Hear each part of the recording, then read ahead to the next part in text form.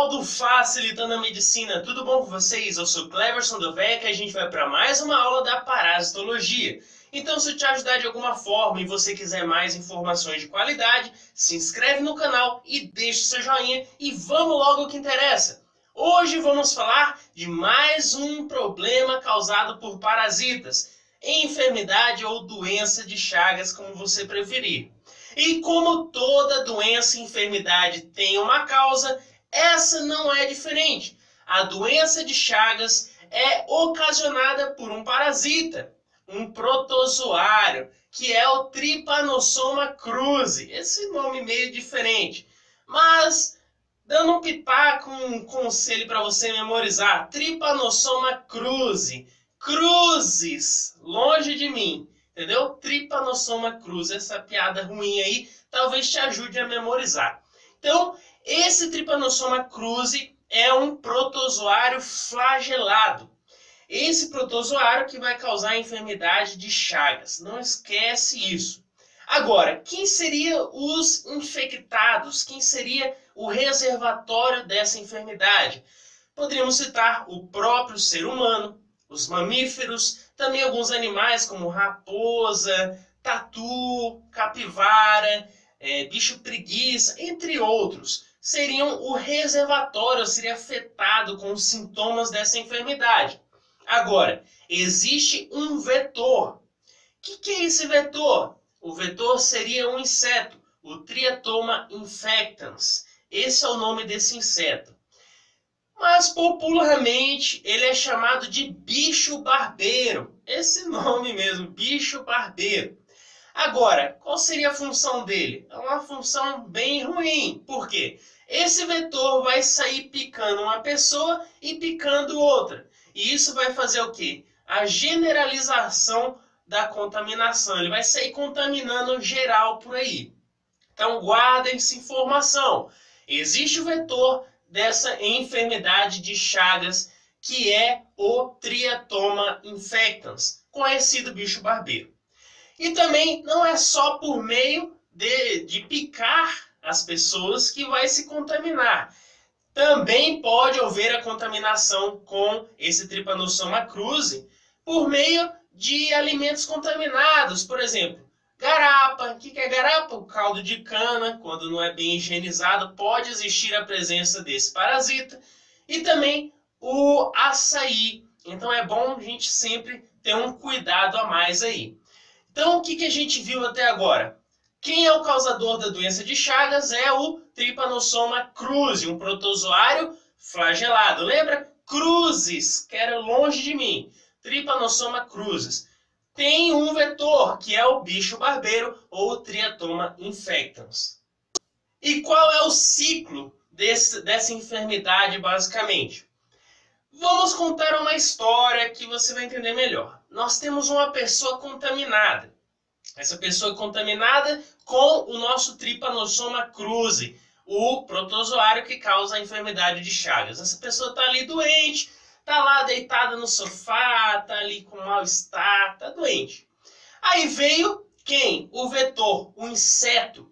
Esse inseto é o barbeiro ou Triatoma infectans. Ele não está contaminado. Esse inseto ainda não está contaminado, ele está limpo. Ele vai ali e pousa no braço ou na cara dessa pessoa e vai picar essa pessoa que está doente, está contaminada com a doença de Chagas. E aí, o que acontece? Esse inseto se contamina também. Mas como acontece isso? Ao picar essa pessoa doente, o que vai acontecer? Ela vai o quê? Sugar o sangue. E ao sugar o sangue, ela vai se contaminar com a forma epimastigota desse parasita. E essa forma epimastigota, quando entra nesse inseto, ele se transforma da forma epimastigota para tripomastigota. E essa forma tripomastigota, o mais interessante, é que ela é a forma infectante do ser humano. Então guarda essa informação. Então o que a gente viu até aqui? A gente viu que o bicho barbeiro foi lá e picou esse homem que está contaminado. E ao picar esse homem, ele se contaminou também com a forma epimastigota. E essa forma epimastigota dentro do inseto se transforma na forma tripomastigota, que vai ser infectante ao ser humano. Então, beleza, picou aquele homem doente e saiu voar por aí contaminado. O inseto agora está contaminado. Ele foi lá, voou, foi lá pro vizinho desse homem. Foi longe até, podia ser até a pessoa da mesma casa, mas ele foi lá no vizinho. Foi lá no vizinho e picou o vizinho que estava saudável, não tem nada a ver, tá ali saudável. Só que ao picar essa pessoa, o que vai acontecer? O inseto chegou lá no vizinho que está saudável, geralmente ele vai na mão, no braço ou na face da pessoa. Então, o inseto, o Triatoma infectans, o bicho barbeiro, foi lá e assentou na testa daquele homem. E ali, ao picar esse homem, ele é folgado, esse inseto. Ele vai defecar junto. Aí, quando ele defeca, as fezes estão cheias de Triatoma tripomastigotas, que é a forma infectante. Lembre-se disso. Então, ele picou essa pessoa e defecou. Aí foi o homem lá e passou as fezes desse bicho tudo ali na testa. Foi lá coçar. Ele foi, coçou a região e as fezes entrou na ferida onde esse inseto picou. E aí que está o problema. Por quê? Porque as fezes ingressou e as fezes está cheia do parasita pela forma tripomastigota. Então, essa forma tripomastigota entra em contato com o sangue dessa pessoa e aí cai na corrente sanguínea e pronto. Parabéns, você está contaminado. E o que vai acontecer? Essa forma tripomastigota, ela vai ingressar na célula dessa pessoa. E ao ingressar na célula dessa pessoa, ela se transforma de tripomastigota na forma amastigota. E essa forma amastigota dentro da célula, ela vai o quê? Se multiplicar. Ela vai multiplicar, multiplicar, multiplicar, até que não caiba mais dentro dessa célula e ela vai explodir a célula. Então, ela vai liberar todo aquele parasita novamente para o organismo. E aí ela vai invadir outra célula, vai multiplicar, multiplicar, multiplicar e vai explodir outra célula, fazer lise da célula e dano aos tecidos. E como vamos fechar o ciclo? Lembra que o vizinho foi contaminado. Agora, outro inseto pode chegar nessa pessoa e picar ela também. E aí, o inseto é contaminado e vai picar outra pessoa que não está contaminada. E essa pessoa que não está contaminada, ao ser picada e as fezes desse barbeiro juntamente, vai ser contaminada com o Trypanosoma cruzi. Então, em resumo, como ocorre todo esse ciclo? O bicho barbeiro pica uma pessoa saudável e vai picar outra, vai picar outra, vai picando as pessoas e transmitindo esse parasita. Claro que primeiro ele pica quem? Uma pessoa que está contaminada. E aí ele se contamina também. Depois ele vai picar outra pessoa saudável. E assim ele vai transmitindo a doença. E qual seria a patogenicidade desse parasita, o Trypanosoma cruzi? Primeiro, que ele é um parasita intracelular. Então ele já vai estar causando danos às células e dano aos tecidos. Nós vamos ver nos sintomas mais à frente que ele ingressa nos órgãos e vai causando danos ali. E esses danos, claramente, vão ser contados como uma forma de patogenicidade. E outra coisa, ele vai entrar na célula para se multiplicar. Lembra da forma mastigota que falamos há pouco? Então ele se transforma da forma tripomastigota em forma amastigota. Vai se multiplicar e vai causar danos às células e a lise dessa célula. Agora, outra complicação importante é que ela pode ocorrer o antígeno cruzado. O que seria isso?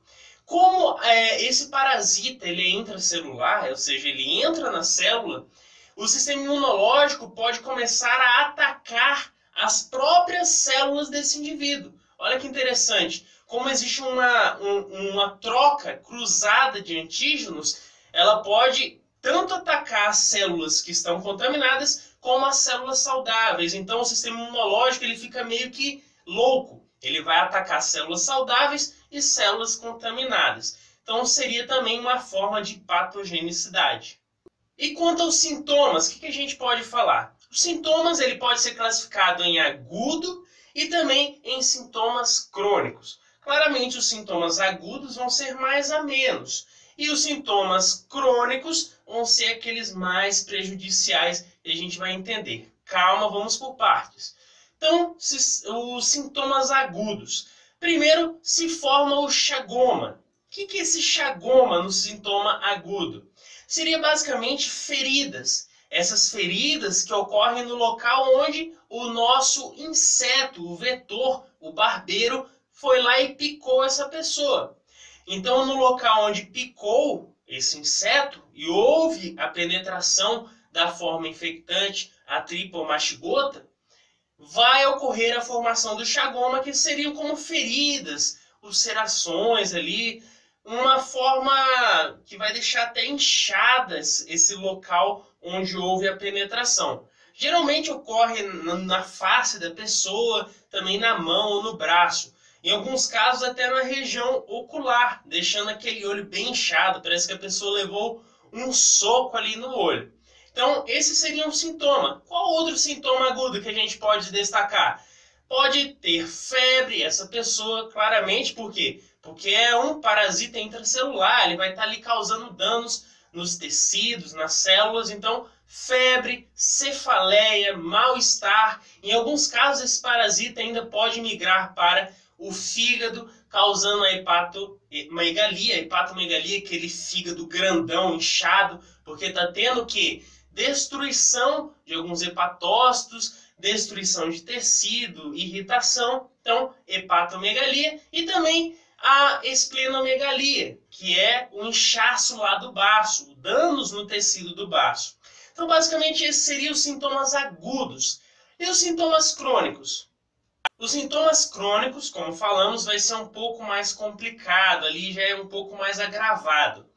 Podemos citar que 60% dos casos são indefinidos dos sintomas crônicos. A pessoa tem tanto problema ali que é necessário fazer realmente o diagnóstico para saber se essa pessoa tem que tipo de enfermidade, o que está acontecendo ali. Porque está tendo tanto sintoma, tanto problema no corpo, que é necessário um diagnóstico mais específico para saber o que fazer com esse paciente. Então, 60% dos casos são indefinidos. Agora, 20 a 30% dos casos vão ser digestivos. Um sintoma crônico digestivo. Como ocorre isso?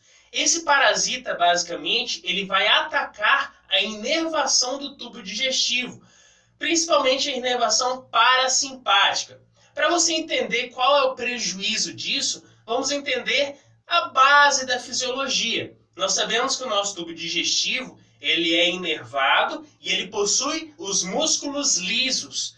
Esses músculos lisos que vão auxiliar o quê? O processo de digestão, toda a peristalse ali do processo digestivo até formar as fezes e a eliminação dessas fezes. Então, é importante essa peristalse, que é realizada pelos músculos, mas esses músculos, para se contraírem, eles necessitam da inervação. E essa inervação é realizada, em maior parte, pelo sistema parasimpático. Então, em resumo, esse parasita destrói a inervação parasimpática do sistema digestivo. E o que vai acontecer? Se eu não tenho inervação do músculo liso, eu não tenho o quê?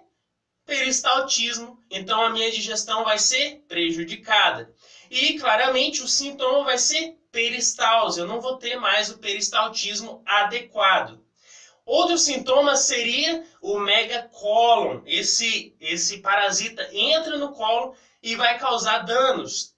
Também é comum ele invadir o esôfago, formando o megaesôfago.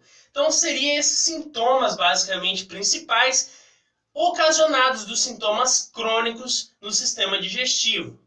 Agora, existe ainda outro sintoma e até mais agravante ainda, que leva ao óbito na maior parte das vezes, que é o sintoma crônico cardíaco. Cerca de 40% dos casos da doença de Chagas, dos sintomas crônicos, são problemas cardíacos. O que acontece ali nesse problema?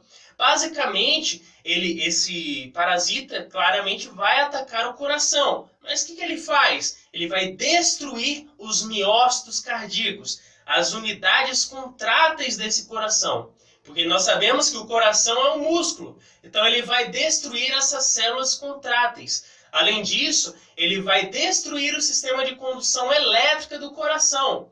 E aí, quais seriam os sintomas? A arritmia, taquicardia, também vai ter um inchaço do coração, que seria a cardiomegalia, e também que vai causar insuficiência cardíaca. Obviamente, o coração não vai conseguir trabalhar da forma correta, e em alguns casos, infelizmente, pode levar ao óbito.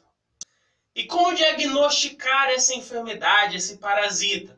Se pode realizar sorologia para ver até mesmo os anticorpos, como estão reagindo, que tipo de anticorpo está atuando nesse tipo de processo, e também a presença desse tipo de parasita na corrente sanguínea e no corpo dessa pessoa.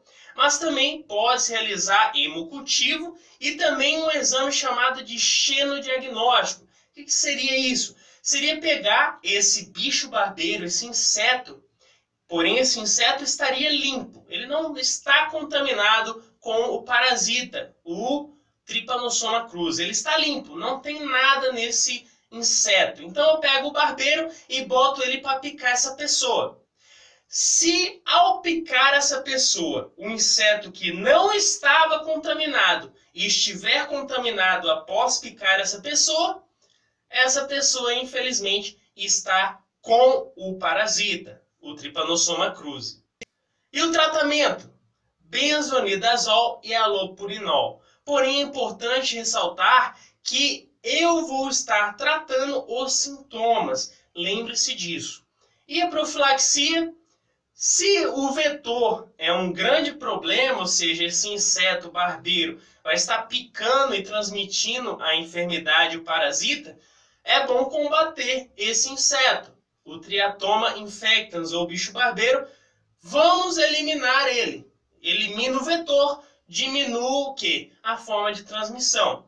Também é importante o quê? Telas em casas ali, geralmente na porta, na janela, é bom ter telas e até mesmo um mosquiteiro para proteger ali onde você está dormindo, repelentes e tudo mais. Então é uma forma de se proteger, seria uma profilaxia. Porém, até hoje, 2018, ainda não existe, não sei quando você vai estar vendo esse vídeo, mas ainda não existe até 2018 uma vacina adequada para combater esse parasita e a enfermidade de Chagas. Então, pessoal, com isso fizemos mais um resumo. Se eu te ajudei de alguma forma, deixe seu joinha e se inscreve aí no canal. Valeu?